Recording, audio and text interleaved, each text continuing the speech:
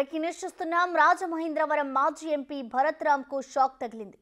ఎన్నికల ప్రచార రథం దగ్ధం కేసులో అసలు నిజాలు బయటకొచ్చాయి.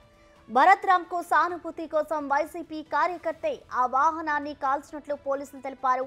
డీఎస్పీ ఎం కిషోర్ కుమార్ ఈ కేసు వివరాలు వెల్లడించారు.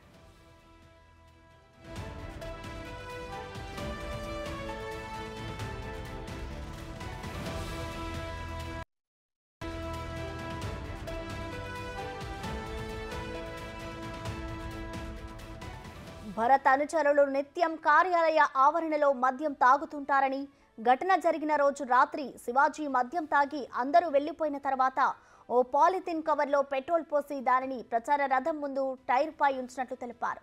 తర్వాత దోమలకు వినియోగించే కాయిల్ ముక్కను వెలిగించి కవర్ పై ఉంచి కొంత సమయం తర్వాత నిప్పంటుకునేలా టైర్ పై ఉంచి పరారయ్యాడని, దీంతో నిమిషాల వ్యవధిలో టైరు కాలి వాహనానికి పూర్తిగా మంటలు వ్యాపించి వాహనం అంటుకుందని డీఎస్పీ వెల్లడించారు.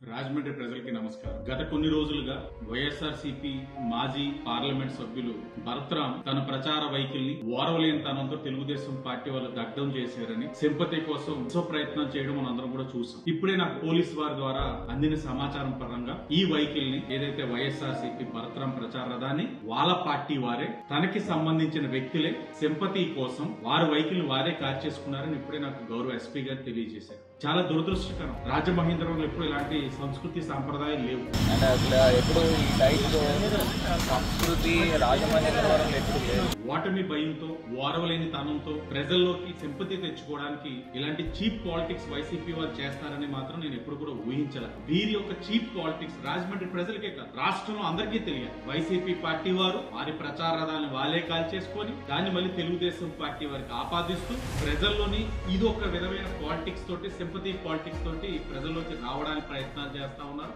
అది ప్రజలకి తెలియాల్సిన అవసరం ఉంది. రాజమండ్రి ప్రజలు గమనించగలరు. శనివారం నాడు ప్రెస్ మీట్ పెట్టి రాష్ట్ర ప్రజలకు కూడా తెలియజేసే బాధ్యత మేము తీసుకుంటామని సందర్భంగా తెలియజేస్తాం. రాజమండ్రి ప్రజలు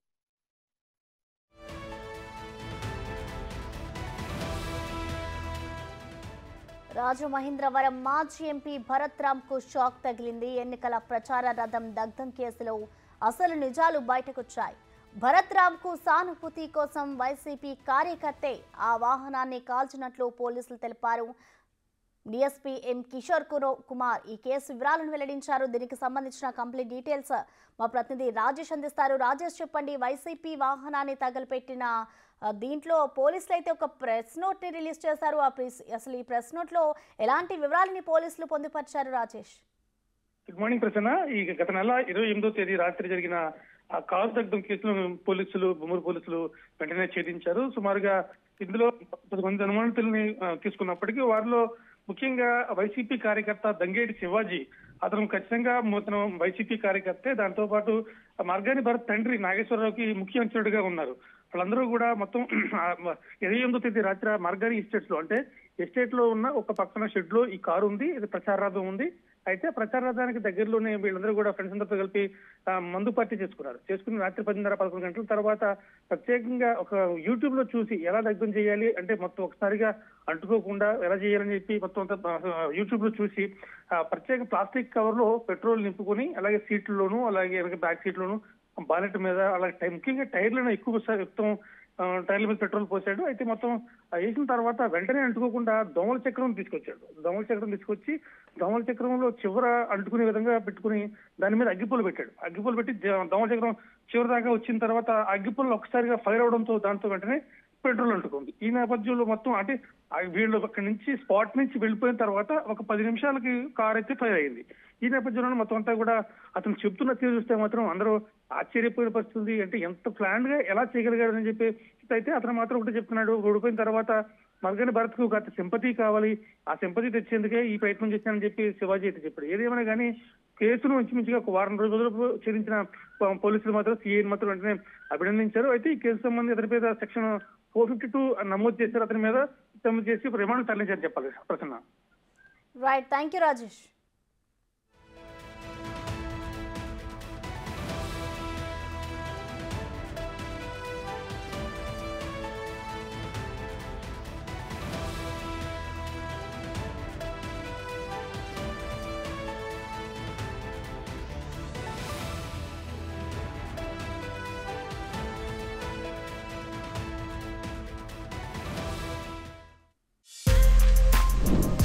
For more videos like this, subscribe Big TV channel.